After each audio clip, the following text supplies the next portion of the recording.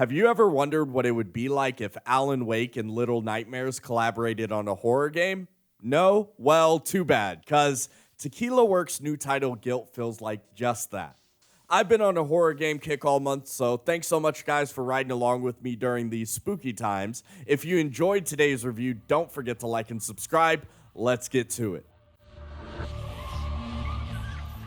Set in the depressing town of Bethelwood, Sally is on the edge of despair searching for her missing cousin, Emily. After being chased by a group of bullies, Sally happens upon a cable car that transports her into a nightmare version of her town that may have clues to Emily's whereabouts.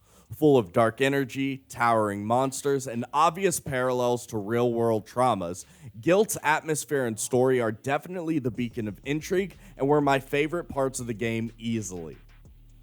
Game mechanics in Gylt are pretty simple and straightforward, and seeing as how they're from the perspective of a kid in middle school, I'd say that it makes sense for what the developers were trying to achieve. But they're definitely not anything to write home about.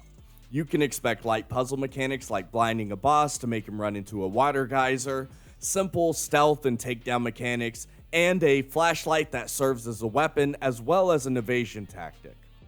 All of these mechanics felt believable and, to be honest, due to how easy it all was, kept the game at a brisk pace that allowed it to never wear out its welcome in the roughly 6 hours that it took me to complete it. Other than your main story, there are a few other things to focus on if you want to get the most out of your money, like collectibles, notes that add some depth, and multiple endings if you're into that kind of thing. Unfortunately, I'd say the final moments of the game are definitely its weak spot. Nothing very memorable, and a lot of build-up to basically just a lukewarm conclusion.